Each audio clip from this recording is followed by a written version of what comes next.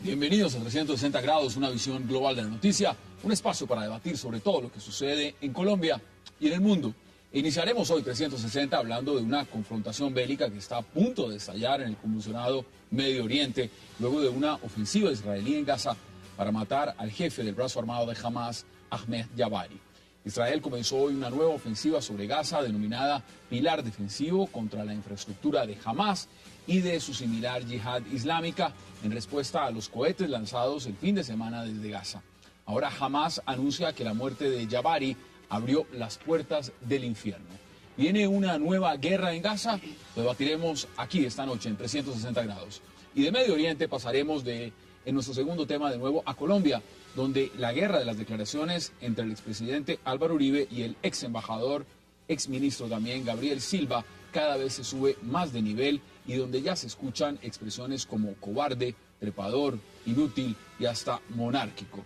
Silva desató la ira del expresidente Uribe con una columna en el diario El Tiempo, donde lo criticaba por hacer oposición al presidente Santos, supuestamente utilizando verdades acomodadas. El expresidente Uribe se fue lance en riste contra su exministro de Defensa, catalogándolo de oportunista e inútil, y así Silva le contesta, y así el expresidente Uribe vuelve y le responde. ¿Está, en ese caso, el ex embajador Silva siguiendo órdenes de la Casa de Nariño? Debate hoy aquí en 360. Y de inmediato vamos a darle paso a nuestros invitados. No se vayan, ya regresamos con ellos.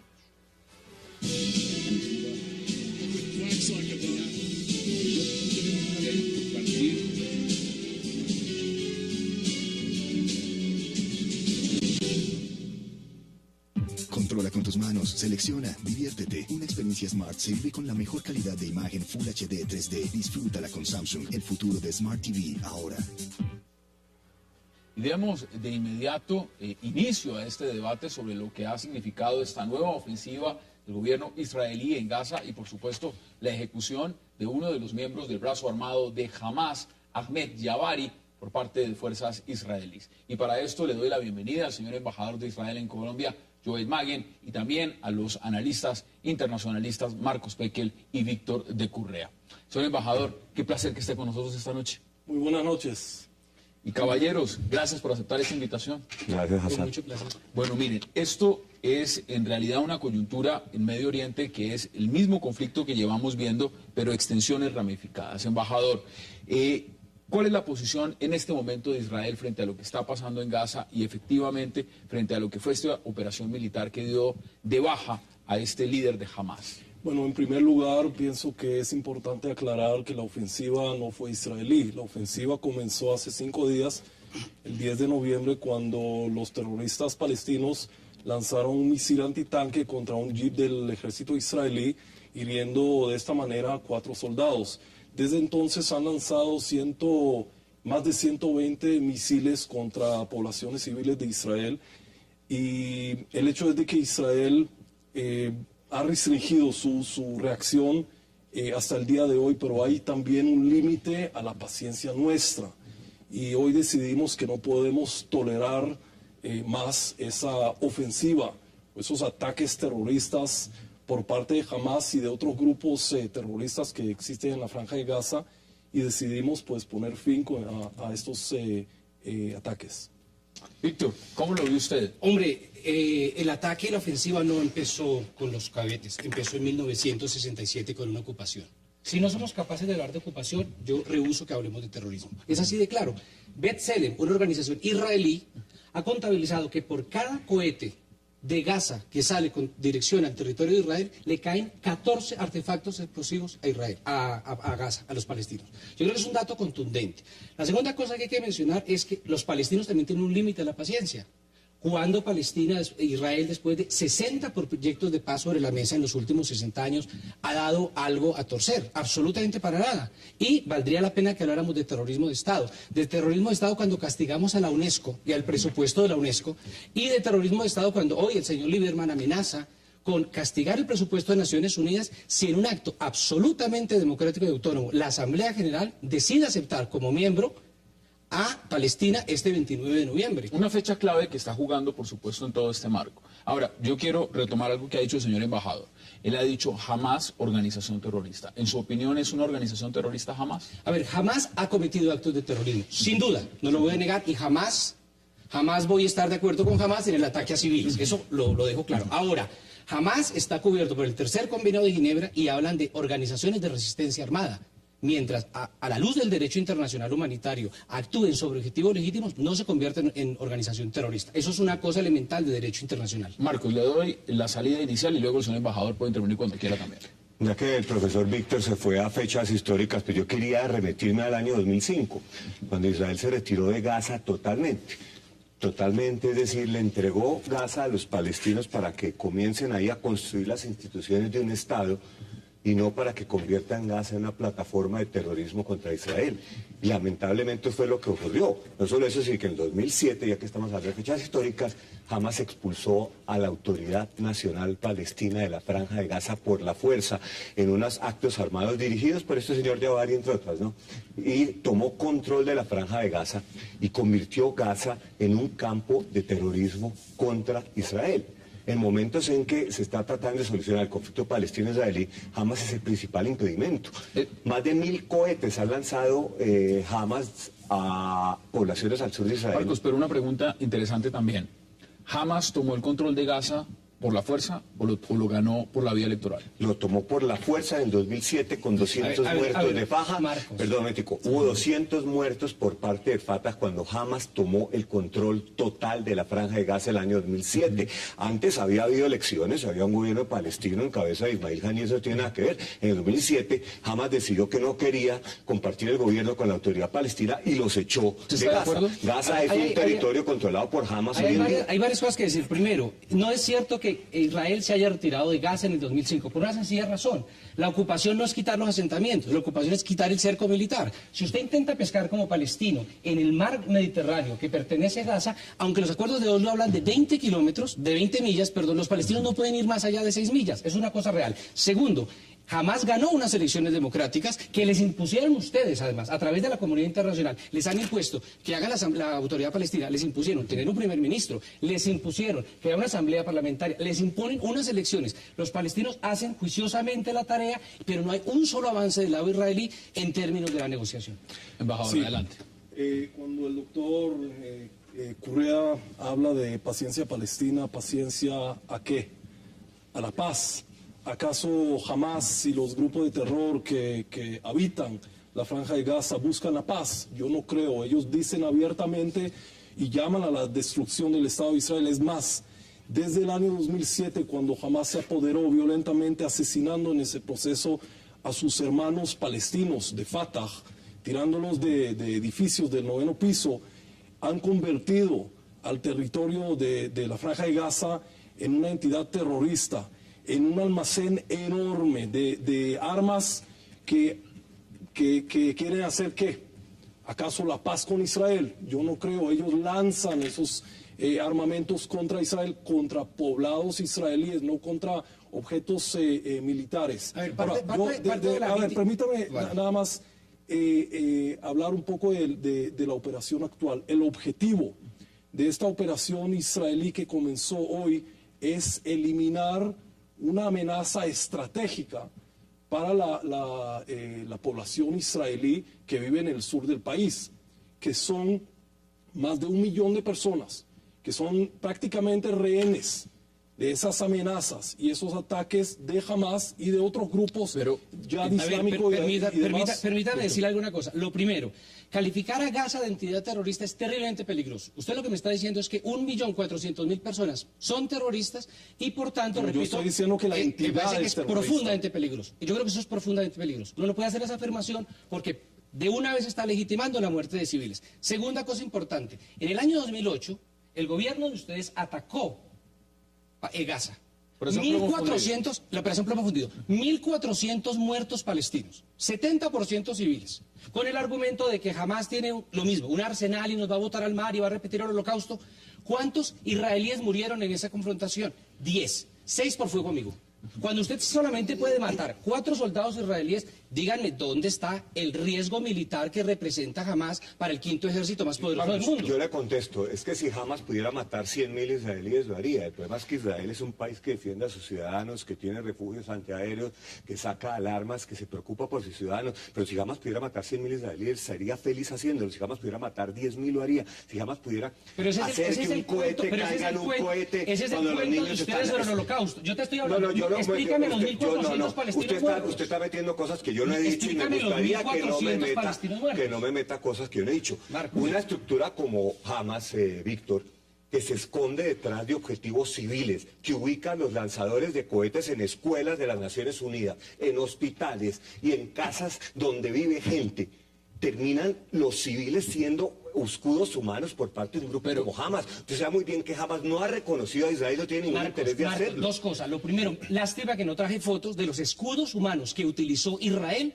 en la operación de Jenin en 2003, mayo. Yo llegué a Palestina en ese entonces. Señores. Y yo trabajé en Palestina. Y segunda cosa importante, la olvidé. Bueno, ya se va a acordar de ella porque vamos a ver declaraciones y declaraciones justamente que han dado los líderes en Medio Oriente frente a este tema. En cuanto a lo que está ocurriendo en Gaza y a la ofensiva israelí y los ataques aéreos en la franja, Egipto condena fuertemente y claramente lo que Israel está haciendo en Gaza con los ataques aéreos y el asesinato de civiles. Esto es inaceptable y lo condenamos profundamente. Acá hay un tema de fondo y se lo quiero preguntar directamente, embajador, y es el bloqueo a Gaza. ¿Usted cree que ha sido el bloqueo a Gaza efectivo o al contrario? Lo que ha generado el bloqueo a Gaza ha sido un efecto repulsivo frente a la política israelí, no solamente contra el pueblo palestino, sino en general en la comunidad internacional, la manera como se ve y lo catalogan como la prisión a cielo abierta más grande del mundo. ¿Cuál es la percepción de Israel frente a Gaza? Imagínense que a través de los túneles existentes entre la península Sinaí y la franja de Gaza, pasan diariamente cientos de misiles y otro armamento. Imagínense qué hubiera pasado sin el bloqueo marítimo, que es militar, a la franja de Gaza.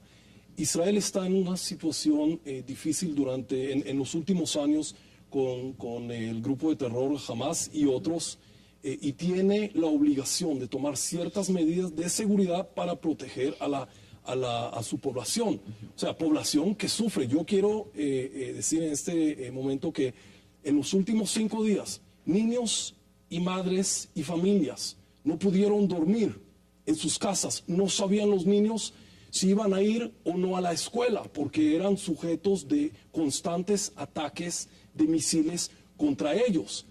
Una población no puede vivir así.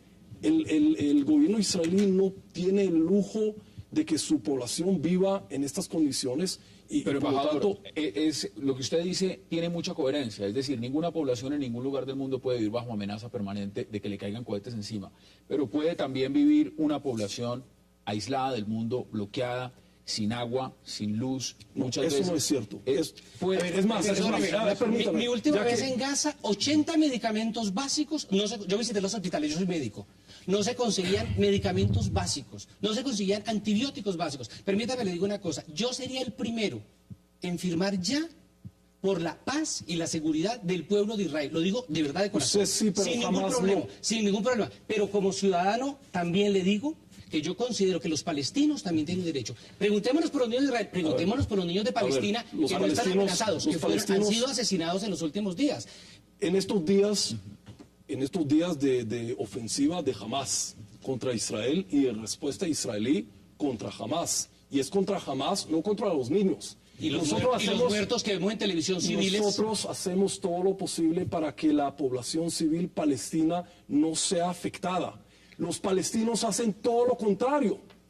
Apuntan contra la población civil. Es más, los cruces terrestres entre Israel y la franja de Gaza permanecen abiertos, de manera que se puede seguir pasando alimentación, ayuda humanitaria. Controlada. Eso no es cierto. Eso Eso no es cierto. No, eso no es cierto. Yo he visitado Gaza. Bueno, estamos durante los hablando últimos de hoy, 10 años. pero estamos hablando Mire, de ahora. Mire, varias cosas. La primera, lo que está buscando Israel con el asesinato del líder de Hamas tiene nombre propio. Están buscando torpedear el proceso en el cual la autoridad palestina le va a pedir a Naciones Unidas que el 29 de noviembre reconozca a la autoridad palestina. Segundo, el embajador acaba de decirlo, mantenemos un control militar sobre Gaza, por tanto reconoce el bloqueo. Y lo tercero, creo que Israel tiene que ser consciente. Marítimo, dije.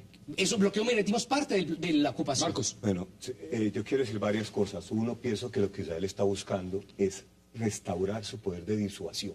Creo que los palestinos se tomaron muy suave el hecho de que puedan lanzar cohetes y que Israel no reaccionara y de que pronto la reacción de Israel no era así. Eso que Israel está buscando es su capacidad de disuasión para que terminen los ataques con cohetes y la disuasión Marcos, se busca por con eso- un golpe contundente. Por eso voy a la pregunta del bloqueo, porque sabemos efectivamente que esta medida, digamos, de un ataque selectivo, pues es una política que se puede implementar.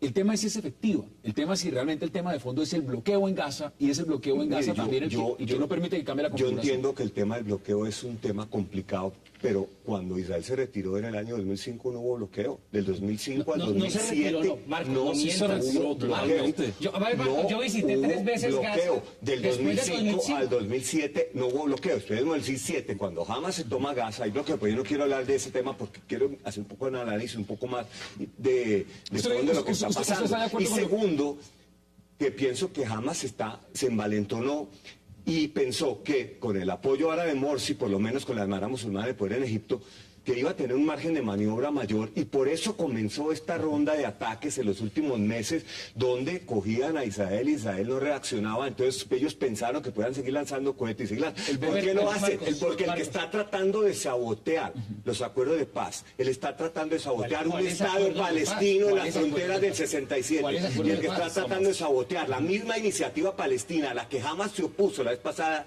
es Hamas. Jamás en el año 98, la OLP, perdón, en el año 98 reconoció al Estado de Israel. ¿Para qué le sirvió? Absolutamente para nada. No me digan ustedes que respetan más el acuerdo de Oslo que los convenios Pero, a de ver, Ginebra. El derecho internacional humanitario lo han violado de manera sistemática por parte de Israel. Yo he visitado Gaza y conozco las premuras que pasa la gente para conseguir alimentos, medicamentos Mire, y usted combustible. visitó Gaza, yo también visité Gaza. Hace un mes estuve en Ashkelon, una ciudad al sur de Israel. No, Una ciudad, eso no es Gaza, perdón, eso es el sur de Israel. Estuve en Gaza también, pero también estuve en Ashkelon. Es que usted está montando una cara a la moneda de una vez que fue a Gaza. Yo estuve en Ashkelon hace un Perdón, mes. trabajé en Gaza, trabajé en Gaza, perdona. Ashkelon estuve. Tengo que hacer y una pausa, señores. El tema de los cohetes en carne propia. Tengo que Eso hacer una aterroriza a la caballeros, población. tengo que hacer una Y es pausa obligatoria ciudad- y volvemos con el debate. ciudad- Hagamos una pausa y ya regresamos aquí en 360.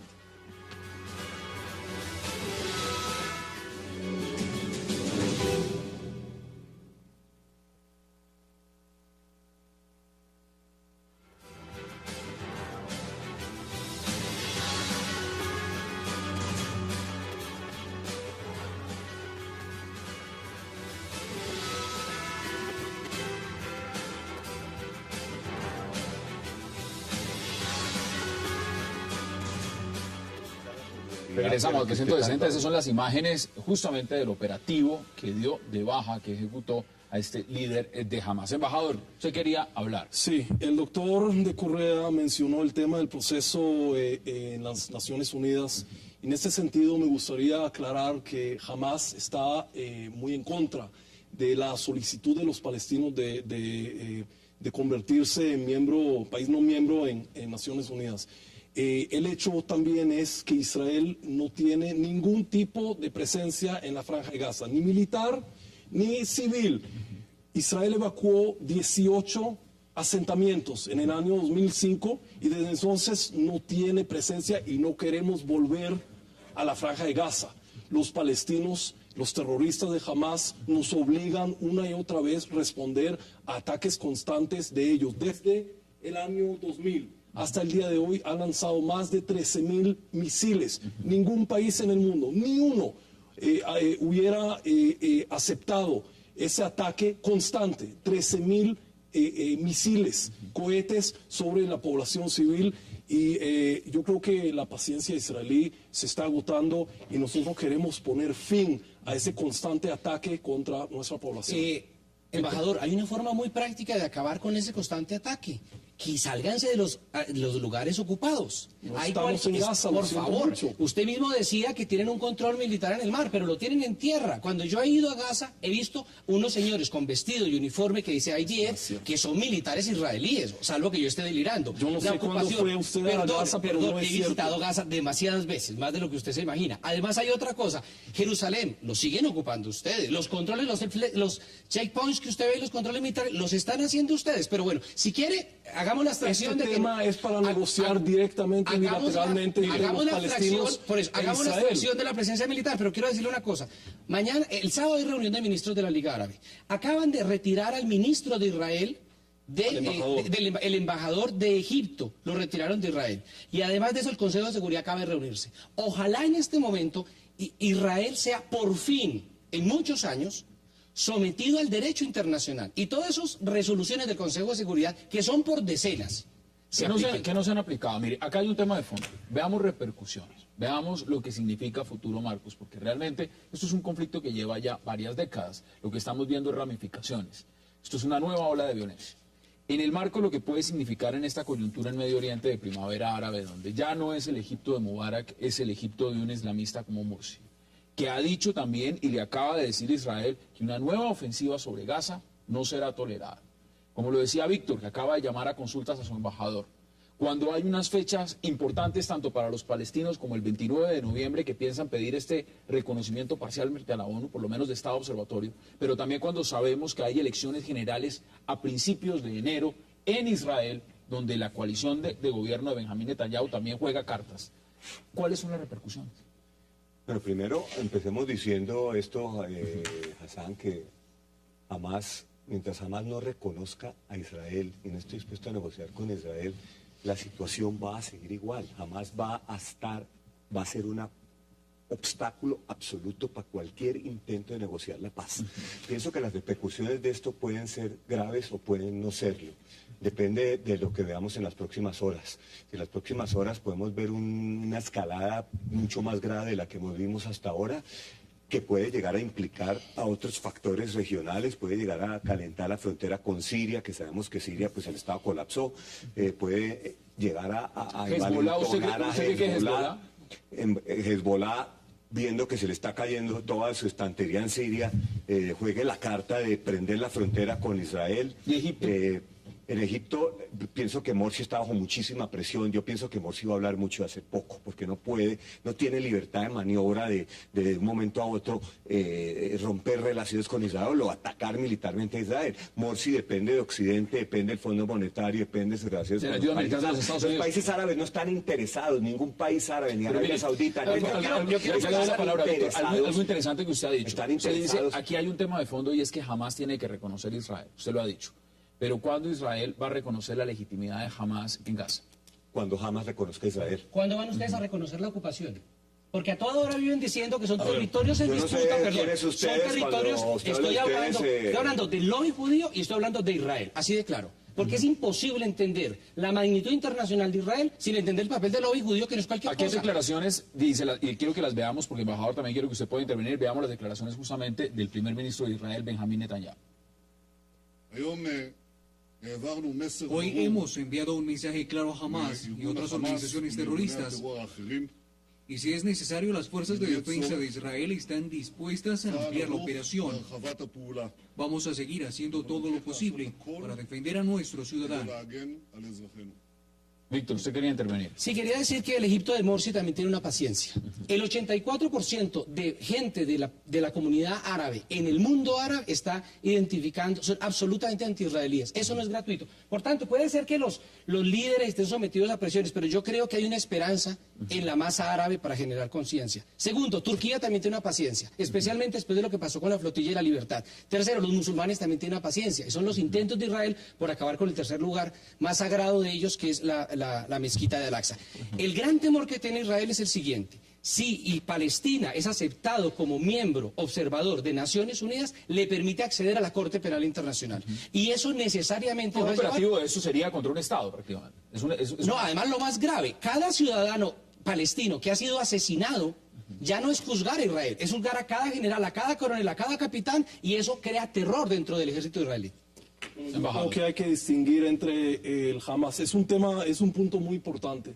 hay que entender que Hamas está todo en contra del proceso de paz. Es más, está todo en contra de la autoridad palestina. ¿Cuándo fue la última vez que visitó Abbas Gaza? Usted mismo dice que visita la franja de Gaza constantemente.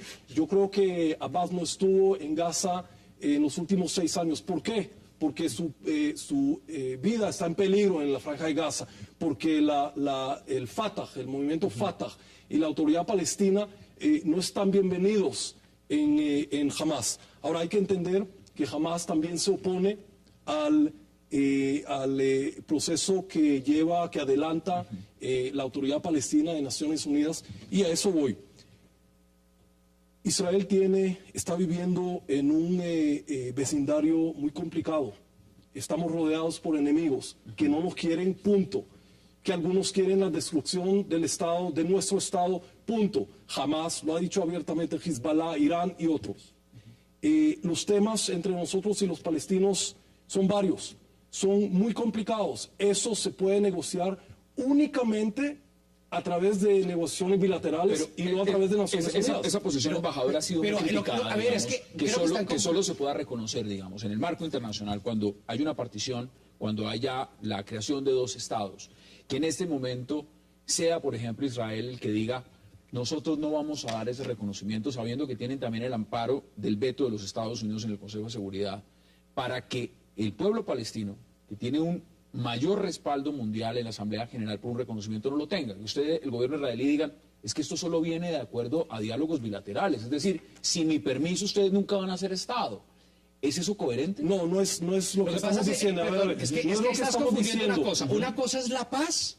Una cosa es la paz y otra es el reconocimiento de Palestina. Y una cosa que uno ve claramente en su discurso, señor embajador, todo el tiempo es tratar lo que ha hecho toda la comunidad, el esfuerzo internacional israelí es vendernos 2 Palestinas, Gaza versus Cisjordania. Es la realidad. Pero es que la comunidad israelí también está dividida, los sirios están divididos, pero están Colombia bajo un está dividida. gobierno. Nadie aquí habla de 2 Colombias, perdón, nadie habla de 2 Colombias. No, y pienso que el principal totalmente perdedor, el que no entiende eso, lo siento, o sea, no, pero es parte del juego político de ustedes. Digamos, hablamos de las fechas, ya que hay fechas claves. Sí. En el año 2008, que se dio esta operación Plomo Fundido en diciembre, sabemos de las elecciones generales, en ese caso estaba Tzipi Livni del partido Kadima.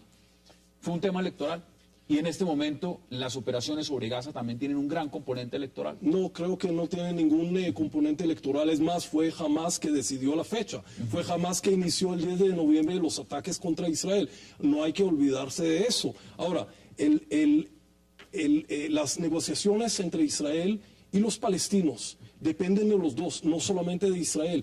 Y el logro, el establecimiento de un Estado palestino no es el propósito de esas negociaciones. Es uno de los objetivos, pero el objetivo principal de esas negociaciones es resolver el conflicto entre Israel y los palestinos. Estamos de acuerdo, pero usted me está diciendo es que la comunidad internacional tiene que someterse a la voluntad de Israel para aceptar un miembro en plena comunidad. Y la segunda cosa, me gustaría que mencionaran sobre las amenazas que acaba de hacer Lieberman, en el sentido de que si Palestina presenta la solicitud el 29 de noviembre, derrocará a la autoridad palestina, le cortará recursos que aporta a Naciones Unidas y congelará tenemos que empezar a concluir que ya Víctor autoridad menciona palestina. derrocar a la autoridad palestina. Recuerde usted que Hamas ya derrocó a la autoridad palestina. Pues Israel les va a ayudar. Hamas ya derrocó a la Parece que Israel les quiere Hamas ya ayudar. derrocó a la autoridad palestina el año 2007 en Gaza. Eso no es cierto. Totalmente. Ganó democráticamente unas Pero a mí me elecciones. parece increíble que acá, en la forma en que manipulan los datos, como si Israel tuviera algo que temer del derecho internacional humanitario. Por Israel no tiene completo, nada que los temer del asentamientos derecho son internacional ilegales, humanitario. las fronteras Los que impone son ilegales, el muro es Israel ilegal, no tiene el muro nada, es ilegal. Israel no tiene nada que temer del derecho internacional Marcos, humanitario. si usted, para concluir este debate,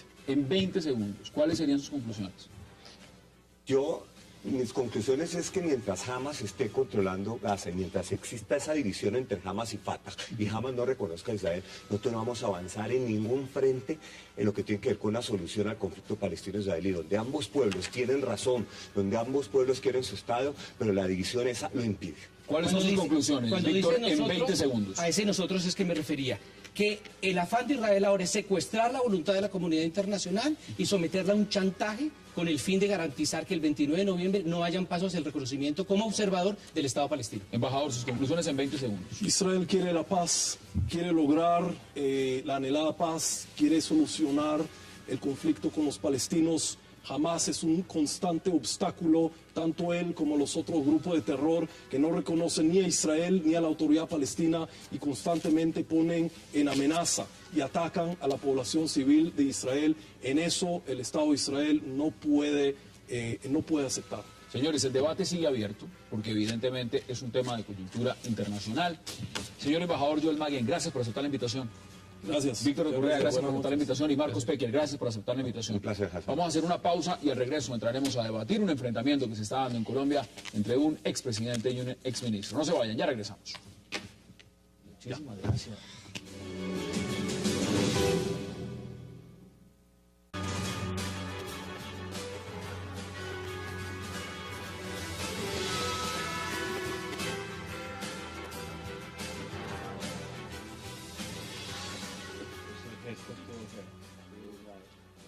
Regresamos a 360 grados y vamos de inmediato a entrar a debatir lo que es este enfrentamiento que está teniendo el expresidente Álvaro Uribe con el exministro embajador Gabriel Silva. Para eso le doy la bienvenida esta noche al programa al senador Juan Carlos Vélez, al congresista también Germán Navas Talero, a Ricardo Galán y a Abelardo de la Espriella. Caballeros, qué placer y gracias por aceptar la invitación. Gracias, Hassan, como siempre, es un placer estar aquí. Buenas noches, Hassan. Mira, nos tengo usted aquí al lado. No sé. Empecemos, Yo no voy a empecemos pelear por acá. con nadie. Empecemos Con por nadie acá. voy a pelear. Usted sabe Empecemos que yo por no acá. peleo con nadie. Es que usted siempre me enfrenta con el doctor porque él sabe cuáles son los afectos de él y cuáles los míos. Bueno, No va a conseguir que peleemos. Pero eso es lo bonito de la democracia, que ustedes dos se puedan sentar a discutir. Bueno, Y aquí se sientan, y aquí se Es la sientan. democracia. Bueno, A la que hay en el diccionario, sí. La que hay en Colombia. no, pero si hay democracia. ¿Cómo ve usted este enfrentamiento? Este enfrentamiento que está teniendo el expresidente Uribe y además las declaraciones que ha dado, porque vamos directamente a lo que han sido las declaraciones. En esa columna que escribió el exministro embajador Silva, dice que el expresidente Uribe es capaz de acomodar la verdad para recuperar el poder. ¿Usted qué dice al respecto? ¿Y cuál es la protesta por eso? Si es el dibujo exacto del personaje, yo no veo por qué se ponen bravos. Ahora, si el personaje cree que eso no es cierto, que él sea el que lo desmienta, no yo. Senador, ¿usted qué dice al respecto? Pues yo pienso que definitivamente el doctor Silva se equivocó. Se equivocó porque hay una cosa que a mí me parece muy importante en una persona, que es la lealtad. Si usted trabajó con un presidente y fue su ministro y el vicepresidente le dio toda la confianza, todo el respaldo, pues lo lógico es que si usted tiene discrepancias con él, pues que usted de una manera diferente, es decir, personalizada, en privado, le digan que no está de acuerdo, pero no saque a relucir sus discrepancias políticas a la luz pública, en el periódico El Tiempo de amplísima circulación, y no venga a enfrentarse con él. Otra cosa es que si conociera de casos de corrupción, cosas delicadas, graves, delitos, situaciones por las cuales se hubiese visto envuelto el expresidente Uribe, pues tiene que denunciarlo y salir a decirlo a la luz pública. Pero la discrepancia política no es el escenario para ventilarlas. Ricardo, ¿usted cómo lo percibe? A mí me llaman la atención dos cosas. Uno, la coyuntura. Me llama mucho la atención que la reacción de Silva, que es el vocero del presidente Santos, pues eso no... ¿Se volvió vocero? ¿Se volvió? No, Esto lo gradúa de jefe de debate de Santos. Reaccioné 2 semanas después de lo que pasó en el partido de la U, justo cuando hay un escándalo como el de Interbolsa, iba a ser el tema de la semana, viene en la portada de las revistas, venía en la portada de los periódicos, y donde se dice que hay implicados altos funcionarios del gobierno, inclusive de la Casa de Nariño. Entonces me parece que ahí te estaban tendiendo una cortina de humo. Una cortina de humo que, entre otras, con la sola columna no pasó nada. La columna salió y a nadie le importó. Empezó a volverse noticia cuando el presidente de la República respondió por primera vez en la historia una fuente oficial retuitea a un columnista. En teoría es un columnista independiente. Y resulta que el presidente lo vuelve el personaje al tuitear la columna. Ahí es cuando está el escándalo. Entonces me parece que ahí hay un manejo de comunicaciones queriéndonos distraer. ¿Usted lo podría llamar estratégico? Yo creo que sí. Abelardo. Bueno, primero, como lo dije anteriormente, Hassan, creo que esto marca la entrada de Gabriel Silva como jefe de debate de la campaña de reelección del presidente Santos, pero coincido con el senador Juan Carlos Vélez en el sentido de que resulta desastroso que una persona que trabajó para un gobierno salga luego a expresarse mal de él, pero no es la primera vez que lo escucho. Yo tuve mucha información antes de posicionarse Gabriel Silva que decía que le parecía terrible Uribe, pero cuando le dieron el puesto le pareció fantástico. Eso no tiene que ser coherente. Eso lo llaman hoy en día eso lo llaman mermelada. Exacto, exacto, se voltean dependiendo de la situación. Uno tiene que ser coherente. Si está o no, o si está por conveniencia, o si tiene una doble faz dependiendo de la coyuntura. Eso me parece deleznable y estoy de acuerdo con el senador Juan Carlos Vélez. No solo puestos. Mira lo curioso. Son 3 atacando a ese señor Silva, a quien yo no conozco y yo no vengo a defender. No, pero yo no lo estoy atacando. yo no lo estoy atacando. Al señor Silva creo que lo conocí, perdón, doctor, lo conocí esta vez cuando era ministro, que fue un debate. Jamás he cruzado 2 palabras con él. Por lo que veo, ustedes 3 le tienen inquina o razones contra ese señor. Yo no soy uribista ni silvista, pues yo creo que mi posición aquí es Veamos, lugar. Veamos aparte de esa columna que ha encendido el debate y por supuesto también lo que dice Ricardo, el hecho de que el presidente Santos la haya retuiteado. Veamos aparte de esa columna. Para muchos políticos, la victoria es más importante que la verdad, por lo que no es extraño que la ambición de poder genere una amnesia que borra el pasado y distorsiona el presente. Desafortunadamente, vimos al presidente Uribe aquejado de este mal durante su reciente participación en la asamblea del partido de la U. Esto no queda ahí. Ahora ha dado declaraciones también porque se amplió inmediatamente el debate. Y dijo también Gabriel Silva que el expresidente Uribe le había impedido que se diera captura a Iván Márquez. De inmediato ha respondido también el expresidente Uribe que va a acudir a los juzgados para que Gabriel Silva pruebe que lo desautorizó en el operativo contra Márquez, porque eso sería traición a la patria. O sea, eso está escalando. No dígale que aprenda derecho, eso no es traición a la patria. Pero la configuración de a donde esto está llegando, Es que me estaba cayendo en cuenta de otra cosa. Gabriel Silva es columnista novato. Esta es la segunda columna que publica. No, lleva como 5 ya. Lo van a volver el más leído a ¿Del punta de aprovechar la imagen de Uribe. Bueno, pero si lo hicieron ministro de Defensa y lo hicieron embajador de Washington, ¿fue buen ministro? ¿Por qué no lo ¿Fue buen harían ministro de Defensa? Presidente de la Federación de Cafeteros. por favor. Yo no me atrevería a calificarlo, realmente no conozco si fue bueno o mal ministro. Pero ha descalificado, senador, el tema de la seguridad. Por ejemplo, ha dicho que la doctrina de la seguridad Mire, ha sido la misma. Le voy a contar una cosa que a mí me mortificó de esa columna y cómo se contradice el doctor Silva. Él dice que es un esperpento jurídico el acuerdo de la Fiscalía, firmado entre la Fiscalía y el Ministerio de Defensa, que tiene que ver con el fuero militar. Pues resulta que ese acuerdo, que fue firmado obviamente por el ministro Camilo Espina y el fiscal Iguarán, fue demandado ante el Consejo de Estado por ACORE, Asociación Colombiana de Oficiales Retirados. Así es. Fue decretada la suspensión provisional. Y oh, qué sorpresa, el que objeta esa suspensión provisional fue el doctor Gabriel Silva. Y gracias a él, hoy rige otra vez ese acuerdo entre la Fiscalía y el Ministerio que tanto senador, ha criticado y en su columna. Y eso el electorado no lo perdona. Si hay alguna razón por la que usted está sentado allí y el doctor Navas está sentado allí es porque ustedes han sido coherentes en sus posturas. Pero ese cuento de adecuarse como el camaleón a lo que mejor le conviene, realmente pasó de moda en la política colombiana. Esos políticos van quedando rezagados. Con posiciones de izquierda o de derecha, sí, pero esa gente sí va siendo castigada por el electorado. Si algo le reconoce el electorado a una persona, de izquierda, de derecha, de centro, en cualquier espectro ideológico, es que sea coherente.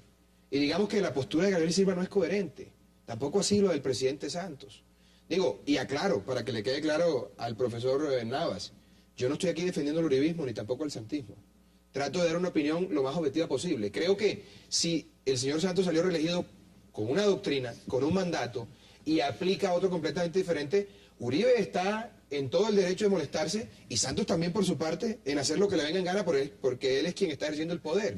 Eso hace parte del juego democrático, pero lo que no puede seguir ocurriendo es que no haya coherencia en los políticos. Yo le voy a decir una cosa, no es cierto, tal vez usted peca de creer que la incoherencia la castiga el electorado. No.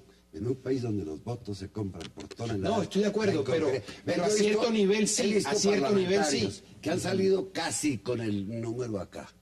casi con el número ahí. Y uno decía, este tipo no lo reelige nadie.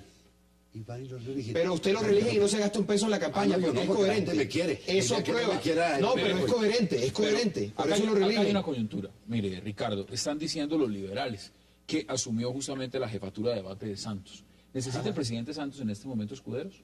Pues sí, porque va a lanzar una campaña de reelección. Él no va a poder hablar políticamente, no va a poder cazar peleas como la que tiene que cazar, porque es que la imagen de Santos es inversa, es dependiente directamente de la imagen de Uribe. Si él no pelea con Uribe, pierde. A él le toca posicionarse ya como el enemigo de Uribe. El juego va a ser ese.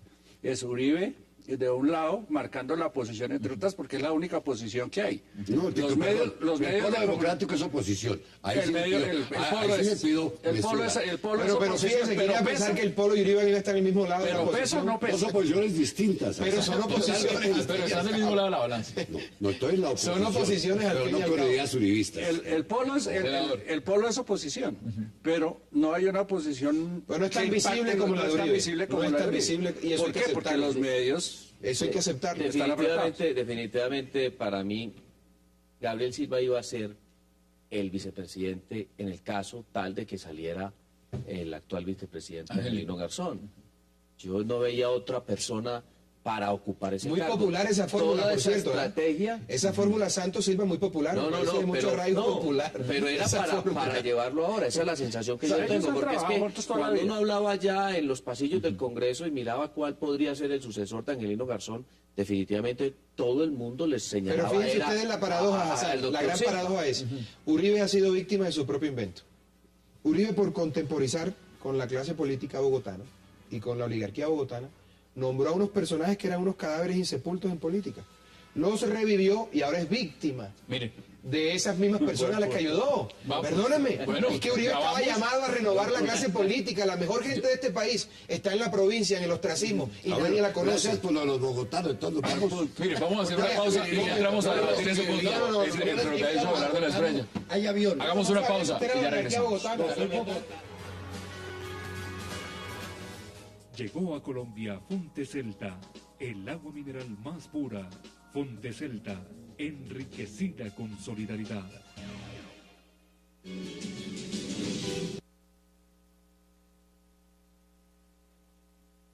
Burócrata Silva dice que yo le frené operativo de captura de cúpula del ELN. Eso sería traición a la patria. Nos vemos en la justicia. Y están las respuestas porque hoy en día el Twitter se ha convertido en una oficina de prensa. Mire, Ricardo, un tema fundamental. Cuando dice, por ejemplo, Gabriel Silva que el expresidente Uribe no quiso que capturara a Iván Márquez, ¿usted le cree? No. ¿Quién puede creer que Uribe no deja capturar a un guerrillero de las FARC, por Dios? Es que Ese argumento eso se cae por sí solo. eso, Digamos que probatoriamente, y en eso me puede corregir el profesor Navas, que tiene más experiencia que yo, probatoriamente carece de todo fundamento esa aseveración, porque las reglas de la experiencia, que son determinantes para establecer la conducta humana, nos prueban otra cosa, que Uribe ha procedido de manera diferente cuando de otros casos, de otros guerrilleros se ha tratado. Luego, entonces, ese arguento no lo creo. Hombre, bombardeó Ecuador, se trajo a Granda de Venezuela. Por eso, doctores. Eso no es nada Tampoco es San Uribe, ¿no? Porque... No, yo estoy de acuerdo con usted, pero fíjese. Ya la santifica, entonces póngale allí. Nadie está diciendo eso. Nadie está diciendo eso. Doctor Navas, Simplemente vea, que yo estoy de no acuerdo, crean pero ese tan punto es ingenuo. importante. Yo no creo que Uribe sea el santo que sus amigos dicen que es, pero tampoco es el demonio que dicen que es la oposición. Lo que pasa es que este es un país de extremos. Nosotros no decimos que es me demonio. parece, sí. Decimos de él lo que vemos. No, me parece Pero mire, que es tan humano como cualquiera y que se ha podido equivocar, pero que también hay cosas buenas, ¿o no? Pero en la política se hacen tantas cosas que uno ve. Yo recuerdo, yo fui a un tratamiento médico a Cuba, hace unos 3 años, siendo presidente Álvaro Uribe. Y allá había unos del ELN buscando una negociación, un acuerdo de paz. Entonces, digo, ¿por qué critican a este que lo hace con unos y el otro lo hacía con los otros? Allá, y ustedes pregunten si estuvieron unos tipos de esos de barbas del ELN. Pero si iba al mar, usted dijo que no iba al mar, sí iba al mar. La Habana. Por eso el mar en La Habana. Y democracia ahí en La Habana. Y democracia. Tiene tierrita y mucha democracia en La Yo fui Habana. del médico. Ok. Entonces, democracia sobre todo. Sigue esas declaraciones, porque mire además lo que ha dicho Gabriel Silva. Dice, asegura que salvó al expresidente Uribe de ser arrastrado por juzgados de Estados Unidos.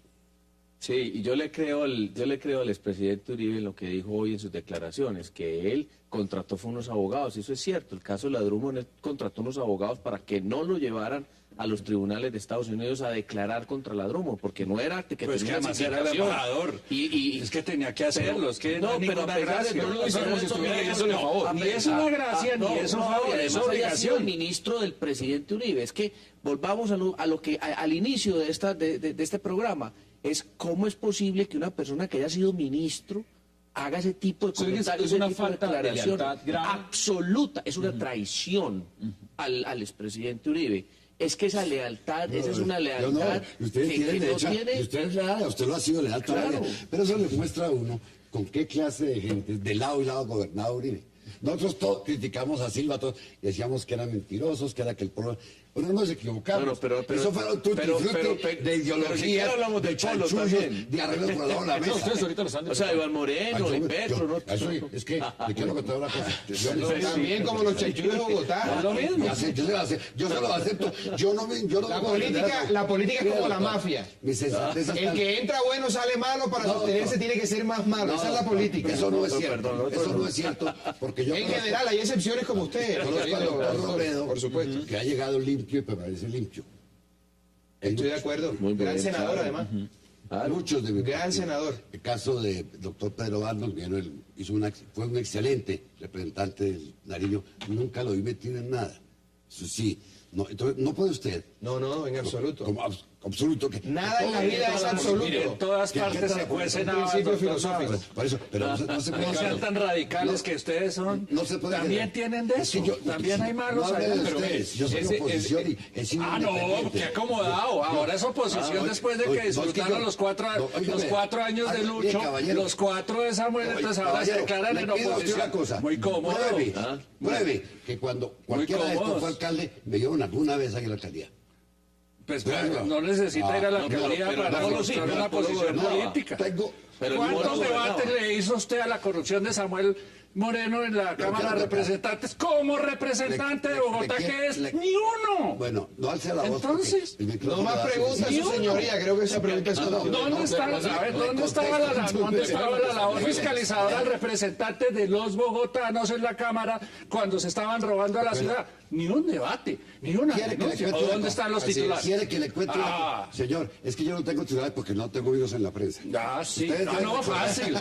Ahora entonces es que no tiene amigos en la prensa. No, hizo el debate, usted la gasta. El parlamentario es muy buen abogado, ¿eh? Dejo constancia de eso. Es muy buen abogado. Cuando el señor Garzón fue elegido por el Polo Democrático para la alcaldía, se le citó a un debate una vez, ustedes recuerdan, y el señor Garzón dijo que no iba. Se le insistió y yo fui a los que firmé la solicitud para que con policía lo llevaran, y era de mi partido. El señor Garzón, la primera crítica que hizo cuando llegó, que le parecía extraño que yo pidiera policía para llevarlo. Yo le dije, porque usted como autoridad tiene que dar ejemplo. Cuando se hace la citación al señor Samuel Moreno, y dan fe de ellos todos, yo me negué a asistir a ese debate. Dije, no tengo nada que ir, que se defienda solo, dije así claramente, dije en la comisión. Ellos saben defenderse. Yo no soy defensor de oficio de nadie. Lamentablemente ustedes de eso no acuerdan porque la prensa. Pero dije, yo no, y no he defendido nunca como parlamentario la actividad del funcionario. Pero mire, que los juzgue la tampoco justicia. los denuncia. Veámoslo. Y entonces, ¿Cuál es la labor Vamos a fiscalizadora que ustedes ejercen? Porque ese debate también lo Nos podemos. estamos saliendo del tema, pero es interesante ese tema. Pero es que ese no era el tema acordado, lógicamente defiendo lo que sea, porque no he participado, no tengo una cuota. Bueno, pero es que es responsable no solamente por acción, sino por pero eso sí omisión. demuestra Y es a lo que se refiere las al alianzas profesor políticas. Galán. Es que ¿Dónde está el control político? Pero bueno, ese es otro tema. representante, uno no los elige a ustedes para que pidan puestos, sino eso- para que pero legislen y parece hagan que- control político. y eso es lo que yo he hecho ¿Y toda mi dónde vida. estuvo su control político a la corrupción en Bogotá? Vea, Yo no lo vi. mire- y salirse del mire debate las no cosas, es precisamente mire las cosas, no, un me negué a ejemplo de asistir a- fiscalización Y política. miren las actas, lo que se dijo en la Junta Directiva del Polo. Por favor, es que ustedes, como Y ese ustedes sí debate, tienen los ese medios- debate lo podemos hacer también. Sí, Ya pero se está no, planteando. Bueno, pero pongamos hora, fecha y padrino, porque esto está bueno.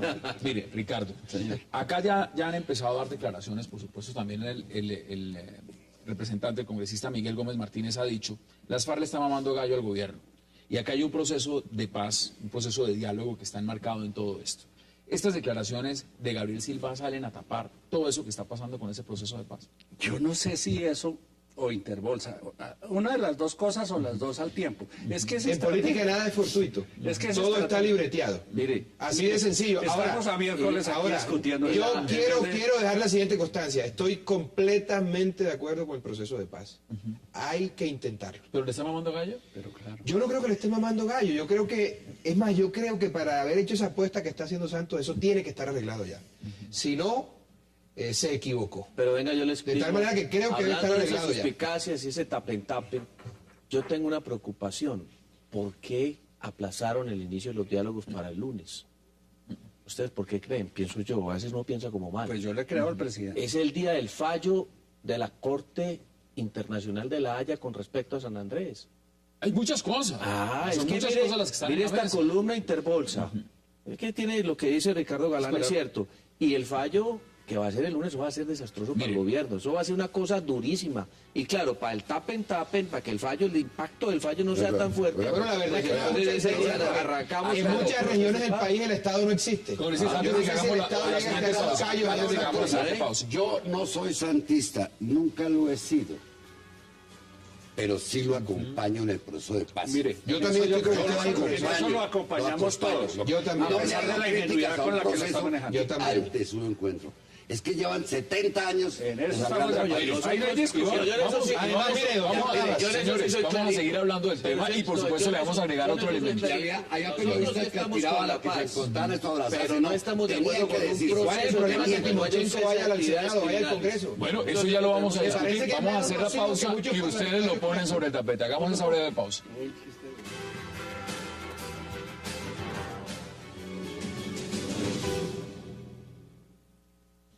Señor Klein. Es una cosa adicional, señor. Adelante, señor Klein. Además, han pasado ya 24 años en el momento en el que estuve trabajando con esta gente. En ese momento se trataba de personas que tenían 18 años aproximadamente y hoy son señores de 40 y tantos años. No es que yo no quiera identificarlos, simplemente no puedo identificarlos y vuelvo nuevamente a recalcar que eso no es falta de voluntad de identificarlos, sino simplemente me resulta imposible porque no he estado frente a ellos lo suficiente como para poder pensar en la transformación que pueden haber tenido a lo largo de todos estos años. Regresamos a 360 grados. Aquí hay otro tema que no puedo dejar de preguntarles a Abelardo. Yair Klein, libre, dando declaraciones desde Israel, diciendo que aquí todo el mundo sabía del tema de los paramilitares. Una vergüenza. Un personaje que ha confesado ser el entrenador de los primeros grupos paramilitares, el auspiciador, está protegido por su país, aquí no pasa nada, se burlan de una solicitud de extradición de Colombia, ¿por qué no se traen a ese bandido a que declare aquí? Es que es una cosa increíble pero que este señor haya podido evadir la acción de la justicia. Hoy una propuesta interesantísima de los liberales en el Senado. ¿Lo quieren oír en el Congreso? Claro, yo apruebo ya, para que de una vez a la salida lo esposemos y lo llevemos a la cárcel. Fantástico. Pero traigámoslo ya. No, ellos lo quieren oír, doctor. No especulemos. No lo escuchamos. Lo quieren oír a través de una audiencia de esas. Y yo no soy liberal, pero entiendo que... No, él los quiere llevarlo al Senado. Pero lo que hay que exigir es que lo traigan a que pague la condena que tiene encima. Usted es abogado, doctor. Usted también es abogado. No sé. Es lógico, él está en su país y su país no lo va a extraditar. Nosotros exportamos a Así es, para aquí Panamá. entregamos a todo el Aquí mundo. la queremos juzgar y no nos la envían. Se exportó, se autoexportó el comisionado de paz, Restrepo. Sí, pero ellos no están dando declaraciones en procesos allá. Bueno, porque no, es que no es diferente. Cuando uno da declaraciones y sabe que no asume ninguna responsabilidad, no, porque él no lo va a dar. No, eso lo que muestra es que afuera nadie nos toma en serio como país. ¿Es eso? Nadie nos toma en serio como país. Doctor, nadie nos toma en serio como país. Jurídicamente, doña Pilar en Panamá, en su condición de asilada, no puede intervenir en política y en declaraciones políticas. El señor Restrepo, donde esté, pues no las va a dar para que no sepan dónde está. En cambio, este sujeto está en su tierra, en la patria de él, de donde no puede ser extraditado. Entonces, por eso... Pero, a ver, ¿no está de acuerdo con que no comparezca la... A mí me está dando declaraciones... No, estoy de acuerdo. Pero en todo caso es inaceptable. Él no comete el delito de perjurio aquí, no lo comete. A mí me sorprende de esto, y aquí hay 3 abogados, es porque el fiscal o la fiscal que hace las preguntas no le pidió precisar el nombre de la persona a la que él se refiere como un hacendado que fue presidente, porque es que hay como 4 casos que cumplen esas 2 condiciones. Sí, lógicamente que... No es uno solo. Si yo claro, hubiese sido 4 hacendados que han sido presidentes. Si yo sigo siendo... ¿Cuáles son los hacendados? Que es bueno saberlo. Me acuerdo, Alfonso López. Hacendado. La libertad. El escándalo de la Hacienda de la Libertad. Claro. No, pero eso usted es muy joven. No hay un caso más reciente. Cuando usted vino acá, no estaba López, ya era presidente. Los últimos presidentes, todos han tenido finca y han sido presidentes. Sí, pero no, hacendado no era. Ya López hace rato ha salido. No, pero mire, mi experiencia como abogado, ¿qué me indica? En eso me pareció inteligente hoy el presidente Santos que dice que diga quién es. Y lo he visto. Hay una fábrica nacional de testigos. Los testigos también. Grave porque digamos que hay ciertos funcionarios judiciales inescrupulosos que van direccionando las declaraciones de las personas que interrogan de bandidos como este tipo Klein, que ojalá venga a Colombia si ha sido tan varón y si ha sido tan duro, porque no se presenta. Y entonces van direccionando esas declaraciones para acomodarlas a unos intereses políticos. Ese cuento, después de 20 años, que salga a decir eso, tiene todos los visos de un montaje judicial. Total. Eso es inaceptable, eso no puede seguir haciendo carrera. Mire, es una persecución contra, es una persecución política contra el presidente Uribe. ¿Qué le pasa a ver a Cacho? Pues yo no lo veo así, porque el presidente Uribe ha estado que sí, que no va al Senado, que no sé qué, y cada vez lo van arrinconando más estos opositores políticos al expresidente Uribe. Las circunstancias, como lo digo la semana pasada, serían las únicas que lo llevarían a encabezar una lista del Senado. Y todo está dándose para que cabece la lista del Senado. Ese senador Uribe metería 30 o 40. Claro, excelente. Yo con él no me he visto sino a la vez que fuimos 30 o 40 senadores y le daría duro a los otros partidos políticos. Entonces los que le están haciendo la guerra a él y los que lo están tratando de arrinconar, después van a ser víctimas de su propio... Veamos más declaraciones de lo que dijo Jair Klein. Para esto, el Ejército y el Ministerio de Agricultura decidieron vender ganado para lograr obtener mis servicios. Eso me obligó a estar en Colombia durante una semana más, esperando recibir el dinero correspondiente. Para esto, el Ejército y el Ministerio de Agricultura decidieron vender ganado para lograr obtener mis servicios. Ricardo, ¿qué dice usted? No, estaba tratando... Bueno, buenísimo saber quién era el ministro de Agricultura. Gobierno de Barco. ¿Quién era el ministro de Agricultura en la época de Barco? No sé. Sí, es que es muy importante ser ministro. No, pero lo cierto es que... No, pero ahí hay una persona a la que están implicando. Yo soy periodista. A ver quién es. Yo soy periodista. Yo no conozco ni a Klein. Lo cierto es que desde que Klein estaba acá, eso se sabía ya. Y si uno mira lo que escribe el padre Javier Giraldo hace mucho tiempo sobre eso, este señor Klein llega con permiso del Ministerio de Defensa. Llegó a Colombia con permiso del Ministerio de Defensa de ese entonces.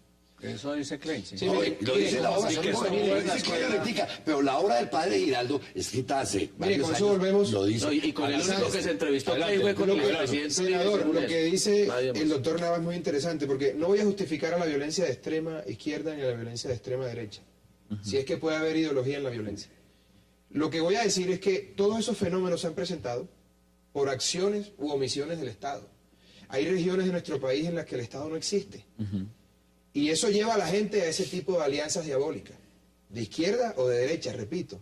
Pero el gran culpable aquí, a quien hay que hacerle un juicio simbólico un día, es a la ausencia del Estado, que ha permitido a ciencia y paciencia que todo este tipo de fenómenos desastrosos se hayan en nuestro país. Usted conoce la historia. Tiene una cosa, cuando mencionan hoy al general Farugianini, como colaborador de al montar las autodefensas en Magdalena Medio, si ustedes, claro que el general ya murió, pero a él se le estaba investigando. Se A extinguió Farouk- la acción penal. A Farouk se le estaba investigando precisamente por las conexiones con este. Pero ese señor está salpicando. No, le hago por una eso pregunta. no, es que, perdóneme, porque es que no podemos. Yo quiero hablar de historia.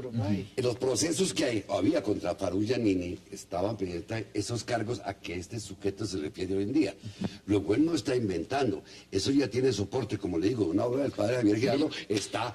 Pero, mire, No, pero los testigos a veces mezclan mentiras con verdades. Es que a eso me refiero a hablar. Una persona como esta que es un delincuente, es un mercenario que está en Israel, sobre el cual ya no hay proceso en Colombia, murió el proceso. Es decir, se salvó de esa parte, inexplicablemente pasó el tiempo. Ahora, la gran pregunta es, ¿pueden los delincuentes convertirse, los mercenarios, los violadores, cometen crímenes de lesa humanidad, sentarse en otro país, a tildar a dedo, a distancia? Hassan, eso no Bueno, se necesita estar en otro país. Aquí andan unos bandidos en la cárcel negociando testimonios contra todo lo que se les atraviese con tal de conseguir beneficios. En los Estados Unidos les están dando toda la tecnología para que hagan lo mismo. Y la diferencia... No, espérense, y la televisión nos está poniendo como testigos de la historia de Colombia a los Pero la diferencia del señor narcotraficantes. Klein con nosotros es que el señor Klein puede decir todas las mentiras que quiera. Él puede jurar lo que quiera, pero nunca va a ser responsable del delito de perjurio, nunca va a ser el responsable de haber dado falsos testimonios, porque como no lo pueden extraditar acá, lo pueden procesar aquí ya en lo han Colombia dicho, por aquí no decir va a venir, mentiras. no, Esto es una por hacer finca falsas para acusaciones. Esto es Pero una no lo finca pueden Ya está traer. procesado, hasta donde tengo entendido. Así es. Pero no lo puede está traer. condenado. No, pero entonces él puede decir No lo que negaron quiera, su pero no tiene extradición. ninguna consecuencias. Claro que si una persona aquí en Colombia, un testigo, empieza a decir cosas que no son y que no corresponden a la realidad, bajo la gravedad del juramento, y hace acusaciones bajo la gravedad del juramento contra otra persona, pues puede ser procesado, condenado y llevado a la cárcel en este país. Podrá ser procesado, pero condenado. Conozco casos así. pero también... Sí, senador, pero usted lo planteaba. Ya el Partido Liberal dice que lo quiere escuchar en el Congreso. Preguntémosle al penalista. Ese redimido que decían allá de soplón en el... Si a mí me llama yo un fiscal o un magistrado auxiliar de la Corte y negocio con él unas mentiras, eso va a Pero yo incluir tengo lo que me entendido que exonera hay de las algunos, mentiras también. que hay algunos Bueno, de lo estos que que son están en este momento condenados. Lo que ocurre es que lo que resulta lamentable es que en Colombia la justicia es selectiva. Por ejemplo, solo por poner un ejemplo, ¿cuántas menciones hay sobre el ex vicepresidente Francisco Santos de vínculo con la autodefensa? Y no ha pasado nada. Si esas menciones fueran contra mí, ¿qué habría pasado? El presidente Santos, está documentada una reunión del presidente de la República, hoy presidente de la República, con el señor Carlos Castaño cuando la crisis del 8000. Sí, ¿Qué ha pasado con eso? Entonces, la justicia aquí No, pero es yo- selectiva. pero yo entiendo y eso que- es grave porque eso genera más violencia. Pero eso genera más entiendo violencia. que los que acusaron al senador Velasco, creo que, según se lo entendí en algún debate en la comisión que lo mencionó, creo que Bueno, está- eso fue un cartel de testigos lo de Velasco. Por eso, se pero cayó los todo. condenaron Se por cayó decir todo. mentiras. Pero sí, quien incurre en esa Claro. actuación, evidentemente está frente a la comisión de un delito que se conoce como falso testimonio. Pero bueno, cuando hay concupiscencia con las Falsa autoridades denuncia. para obviar esas mentiras, pues no tienen consecuencia penal Pues, alguna. un fiscal apretado al que le están pidiendo resultados todos los días, puede hacer un negocio. Pero que la ley sea como todo el mundo. Mire, ¿Está este todo el mundo gobierno critica interesado Estados en traer a Unidos. Jair Klein? ¿O no lo creo, está? no, No, pues, no, ajá. tampoco. Desde que el tipo alabemos se los fue de Estados Colombia, Unidos salvo el porque gobierno. No, pero allá la ley es No, para todo el mundo. Mire, No, señor. Allá la ley es para todo el mundo. Allá la ley es para todo el mundo. Aquí todo La el que ley hable es en para los contra del negritos, presidente hombre, Uribe, falso, inmediatamente le falso. ponen, Conozco casos y lo le conozco ponen de- un Ah, sí, megáfono. pero no, senador, Aquí no todo el todos, que dice, yo tengo una acusación contra el presidente Uribe, ahí mismo le pasan el megáfono. Diga, hable. Yo no sé, hay una cosa, yo no sé. Mire, senador, yo he ¿de dónde asistido, salen tantas yo he asistido a acusaciones diligencias y que han sido tantas cosas suspendidas. contra el Exacto. presidente Uribe? Yo he Yo no asistido a entiendo. diligencias que han sido suspendidas porque el testigo se siente mal. Y al regresar, el hombre empieza con un libreto preparado por los mismos funcionarios judiciales. Mire, el peor delincuente de todos es el funcionario judicial que, prevalido de su poder, viola la ley para perseguir a una persona. Ese es el peor bandido de todos. ¿Usted ve ese Y aquí escenario hay acá? así. Aquí hay así. No, lo de aquí es Oiga, peor. pero no exactamente el caso de Klein y estos. Esto es bueno que lo aclaren ellos, no nosotros. Bueno, los Porque, liberales, se vuelvo y sabía digo, lo que ya estaba quieren haciendo tenerlo Klein, acá en el cómo Congreso. llegó aquí, cómo permaneció. Entonces lo que tienen que atar es, este sujeto allá, desde Israel, hace esta imputación, ubiquémosla quién era, pero no lo descartemos. por el hecho de que tengan ustedes muchos afectos por el expresidente Uribe, no es descartable. No es descartable. no lo trajo Uribe, eso estaba pensando. Estaba el gobierno Turbay. Es que lo trajeron antes. Tenemos que hacer una pausa. Y ya regresamos para seguir debatiendo. Hagamos esa pausa y ya volvemos.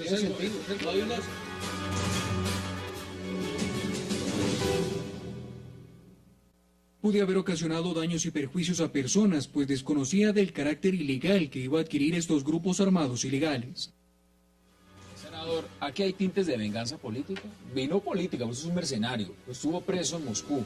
Absoluta, es que el tipo estuvo un año preso en Moscú aguantando frío y él lo que está es vengándose del expresidente Uribe. ¿Cómo va a decir ahora, 20 y pico años después de que estuvo en una reunión? Entiendo que hubo alguna intervención de él en algún otro proceso en el 2003, desde afuera, donde no dijo absolutamente nada del expresidente Uribe. Cuando él habló por primera vez de a quién le había ayudado y con quién había hecho esos pactos, jamás mencionó al expresidente Uribe. Pero ahora después, 25 años después, sale a hablar del expresidente Senador, Uribe. pero hay un error, él no ha nombrado al presidente Uribe.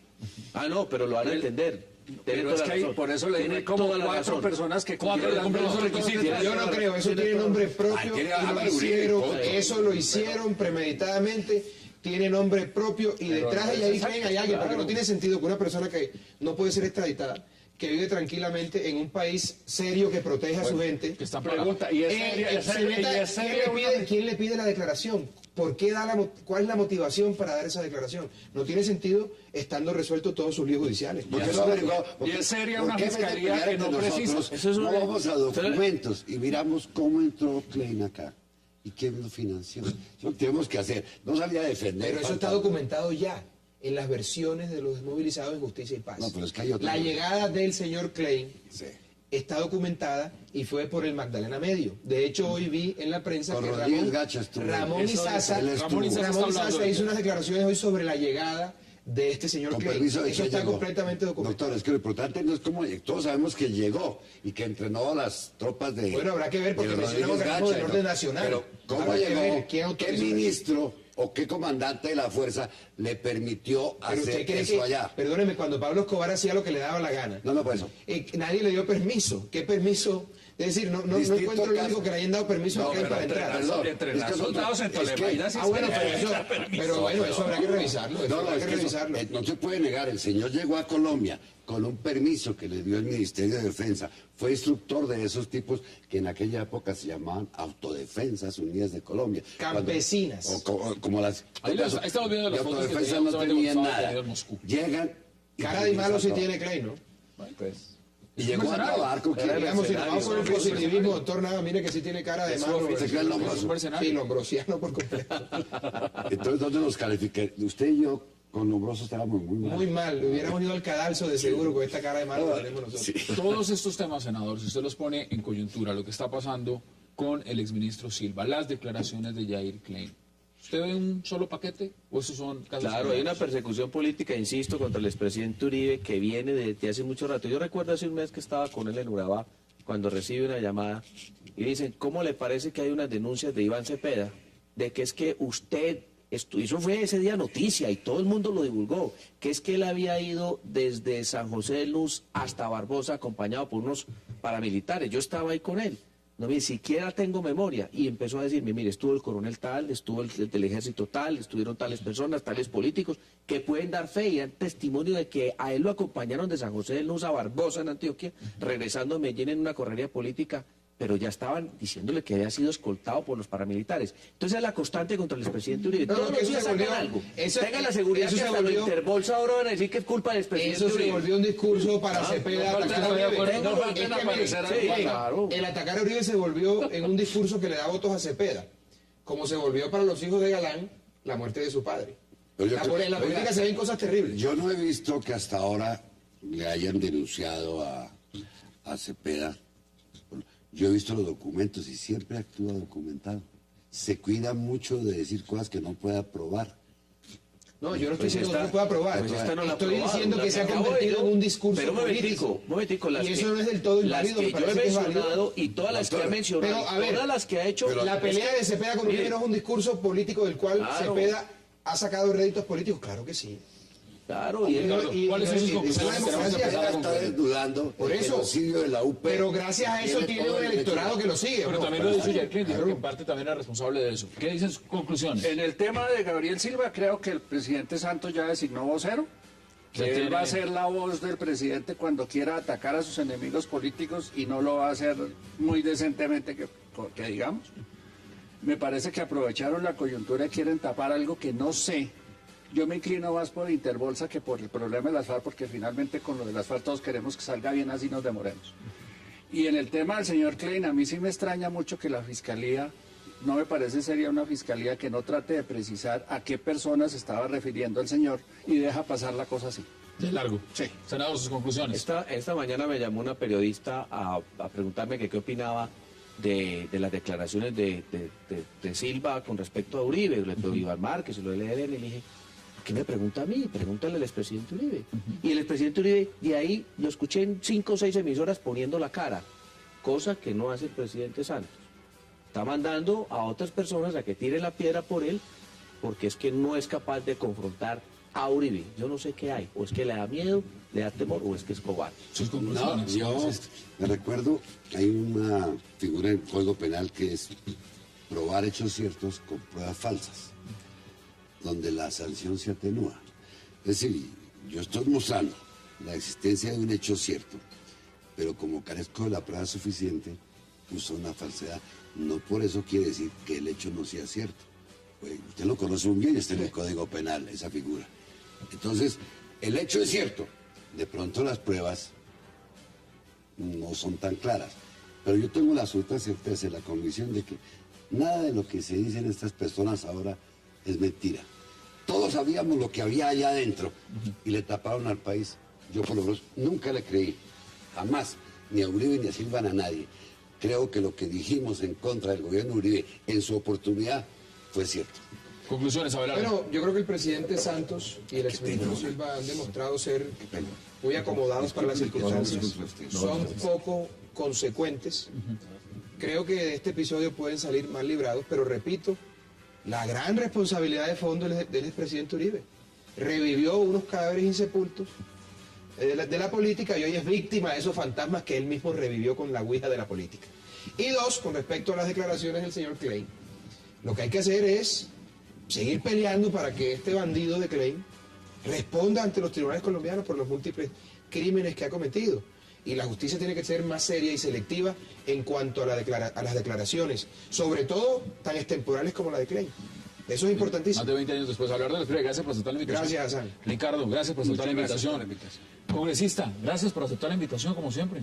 Pero la próxima vez tráigame para discutir algo de que yo conozca, es que todos son amigos del presidente Uribe menos. No, yo soy... conocen a Silva, yo soy abelardista, no uribista. Y a ustedes, gracias por acompañarnos. Tenemos cita mañana aquí a la misma hora en Cable Noticias 360 para seguir debatiendo la agenda política de Colombia y del mundo. Hasta una próxima oportunidad.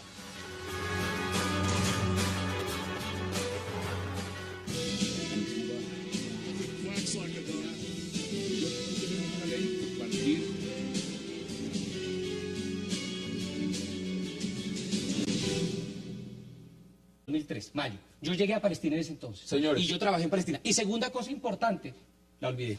Bueno, ya se va a acordar de ella porque vamos a ver declaraciones y declaraciones justamente que han dado los líderes en Medio Oriente frente a este tema. En cuanto a lo que está ocurriendo en Gaza y a la ofensiva israelí y los ataques aéreos en la franja, Egipto condena fuertemente y claramente lo que Israel está haciendo en Gaza con los ataques aéreos y el asesinato de civiles. Esto es inaceptable y lo condenamos profundamente.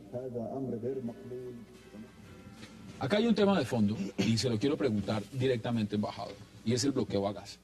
¿Usted cree que ha sido el bloqueo a Gaza efectivo o al contrario? Lo que ha generado el bloqueo a Gaza ha sido un efecto repulsivo frente a la política israelí, no solamente contra el pueblo palestino, sino en general en la comunidad internacional, la manera como se ve y lo catalogan como la prisión a cielo abierta más grande del mundo. ¿Cuál es la percepción de Israel frente a Gaza? Imagínense que a través de los túneles existentes entre la península Sinaí y la franja de Gaza, pasan diariamente cientos de misiles y otro armamento. Imagínense qué hubiera pasado sin el bloqueo marítimo, que es militar, a la franja de Gaza. Israel está en una situación difícil en los últimos años con el grupo de terror Hamas y otros, y tiene la obligación de tomar ciertas medidas de seguridad para proteger a su población, o sea, población que sufre. Yo quiero decir en este momento que en los últimos 5 días, niños y madres y familias no pudieron dormir en sus casas, no sabían los niños si iban a ir o no a la escuela, porque eran sujetos de constantes ataques de misiles contra ellos. Una población no puede vivir así. El gobierno israelí no tiene el lujo de que su población viva en estas condiciones. Pero, embajador, lo que usted dice tiene mucha coherencia. Es decir, ninguna población en ningún lugar del mundo puede vivir bajo amenaza permanente de que le caigan cohetes encima. Pero puede también vivir una población aislada del mundo, bloqueada, sin agua, sin luz, muchas veces. Eso no es cierto. Mi última vez en Gaza, 80 medicamentos básicos, yo visité los hospitales, yo soy médico, no se conseguían medicamentos básicos, no se conseguían antibióticos básicos. Permítame, le digo una cosa, yo sería el primero en firmar ya por la paz y la seguridad del pueblo de Israel. Lo digo de verdad de corazón. Sí, pero sin ningún problema, no. sin ningún problema. Pero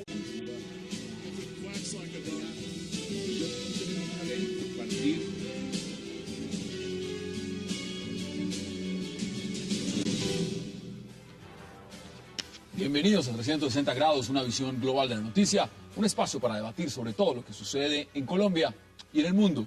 Iniciaremos hoy 360 hablando de una confrontación bélica que está a punto de estallar en el convulsionado Medio Oriente, luego de una ofensiva israelí en Gaza para matar al jefe del brazo armado de Hamas, Ahmed Jabari. Israel comenzó hoy una nueva ofensiva sobre Gaza denominada Pilar Defensivo contra la infraestructura de Hamas y de su similar Yihad Islámica en respuesta a los cohetes lanzados el fin de semana desde Gaza. Ahora Hamas anuncia que la muerte de Jabari abrió las puertas del infierno. ¿Viene una nueva guerra en Gaza?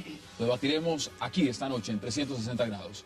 Y de Medio Oriente pasaremos en nuestro segundo tema de nuevo a Colombia, donde la guerra de las declaraciones entre el expresidente Álvaro Uribe y el ex embajador, ex ministro también Gabriel Silva, cada vez se sube más de nivel y donde ya se escuchan expresiones como cobarde, trepador, inútil y hasta monárquico. Silva desató la ira del expresidente Uribe con una columna en el diario El Tiempo, donde lo criticaba por hacer oposición al presidente Santos, supuestamente utilizando verdades acomodadas. El expresidente Uribe se fue lance en riste contra su exministro de Defensa, catalogándolo de oportunista e inútil, y así Silva le contesta, y así el expresidente Uribe vuelve y le responde. ¿Está, en ese caso, el ex embajador Silva siguiendo órdenes de la Casa de Nariño? Debate hoy aquí en 360. Y de inmediato vamos a darle paso a nuestros invitados. No se vayan, ya regresamos con ellos.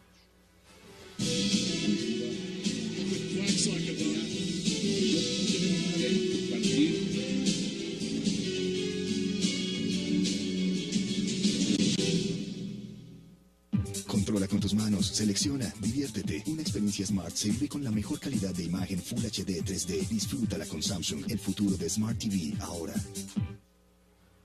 Y demos de inmediato inicio a este debate sobre lo que ha significado esta nueva ofensiva del gobierno israelí en Gaza y, por supuesto, la ejecución de uno de los miembros del brazo armado de Hamas, Ahmed Jabari, por parte de fuerzas israelíes. Y para esto le doy la bienvenida al señor embajador de Israel en Colombia, Joel Maguen, y también a los analistas internacionalistas Marcos Pekel y Víctor de Currea. Señor embajador, qué placer que esté con nosotros esta noche. Muy buenas noches.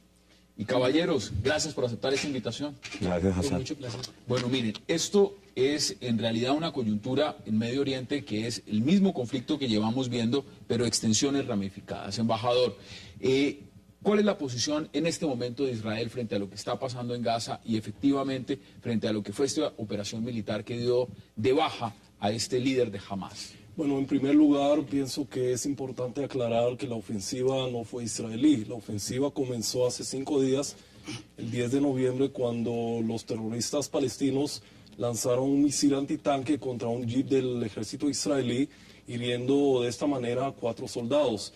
Desde entonces han lanzado más de 120 misiles contra poblaciones civiles de Israel, y el hecho es de que Israel ha restringido su reacción hasta el día de hoy, pero hay también un límite a la paciencia nuestra.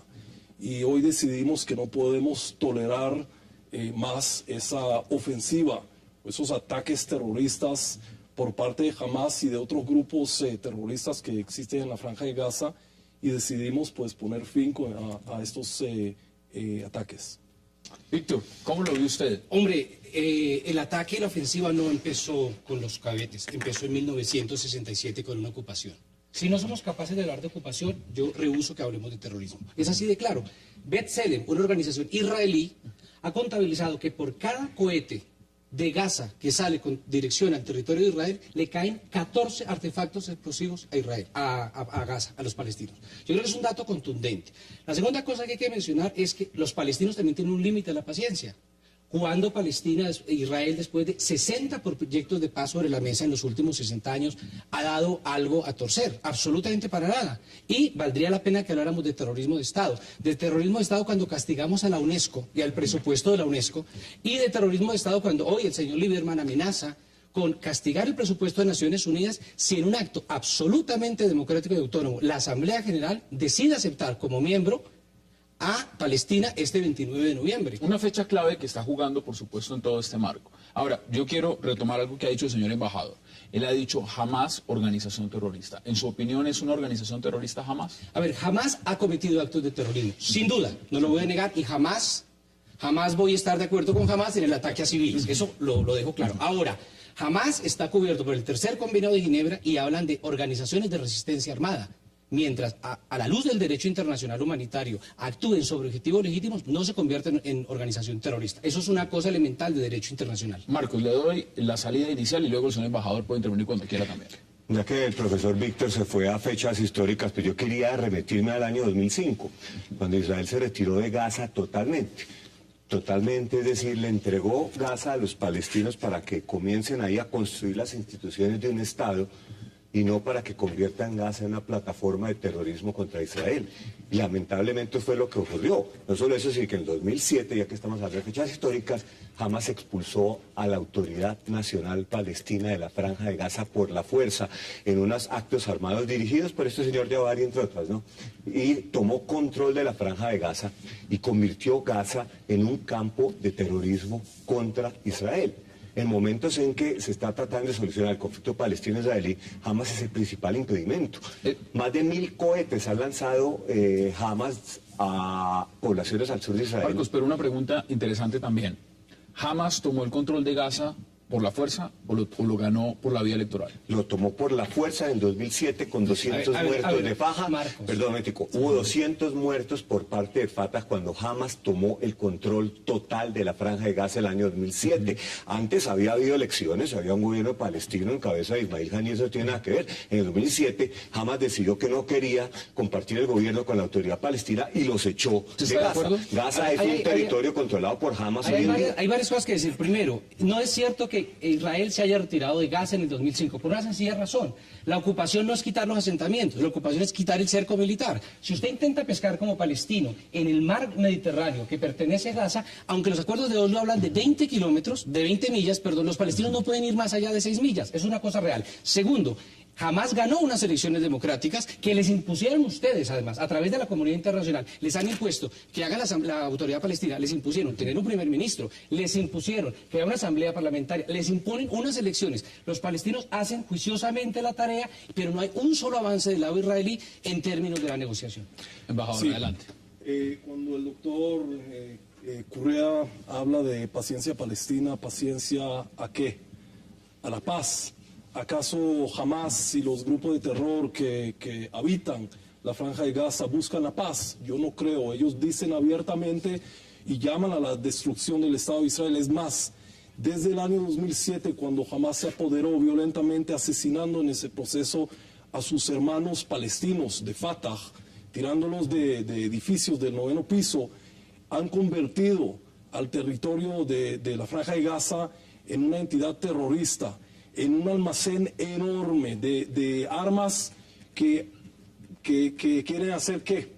¿Acaso la paz con Israel? Yo no creo. Ellos lanzan esos armamentos contra Israel, contra poblados israelíes, no contra objetos militares. A ver, permítame nada más hablar un poco de la operación actual. El objetivo de esta operación israelí que comenzó hoy es eliminar una amenaza estratégica para la población israelí que vive en el sur del país, que son más de 1 millón de personas, que son prácticamente rehenes de esas amenazas y esos ataques de Hamas y de otros grupos islámicos. Permítame decirle alguna cosa. Lo primero, calificar a Gaza de entidad terrorista es terriblemente peligroso. Usted lo que me está diciendo es que 1.400.000 personas son terroristas y por tanto, repito, yo estoy diciendo que la entidad es profundamente peligroso. Y yo creo que eso es profundamente peligroso. No puede hacer esa afirmación porque de una vez está legitimando la muerte de civiles. Segunda cosa importante, en el año 2008, el gobierno de ustedes atacó Gaza. 1.400, la operación Plomo Fundido, 1.400 muertos palestinos, 70% civiles, con el argumento de que Hamas tiene lo mismo, un arsenal y nos va a botar al mar y va a repetir el holocausto. ¿Cuántos israelíes murieron en esa confrontación? 10, 6 por fuego amigo. Cuando usted solamente puede matar 4 soldados israelíes, díganme dónde está el riesgo militar que representa Hamas para el 5º ejército más poderoso del mundo. Yo le contesto, es que si Hamas pudiera matar 100.000 israelíes lo haría. El problema es que Israel es un país que defiende a sus ciudadanos, que tiene refugios antiaéreos, que saca alarmas, que se preocupa por sus ciudadanos. Pero si Hamas pudiera matar 100.000 israelíes, sería feliz haciéndolo. Si Hamas pudiera matar 10.000 lo haría. Si Hamas pudiera hacer que un cohete caiga en un cohete ese es el cuando los cuento niños de ustedes sobre el holocausto. Yo te estoy hablando. Explícame los 1.400 palestinos muertos. Usted está metiendo cosas que yo no he dicho y me gustaría que no me meta cosas que yo no he dicho. Una estructura como Hamas, Víctor, que se esconde detrás de objetivos civiles, que ubica a los lanzadores de cohetes en escuelas de las Naciones Unidas, en hospitales y en casas donde vive gente, terminan los civiles siendo escudos humanos por parte de un grupo como Hamas. Usted sabe muy bien que Hamas no ha reconocido a Israel, no tiene ningún interés de hacerlo. Dos cosas. Lo primero, lástima que no traje fotos de los escudos humanos que utilizó Israel en la operación de Jenin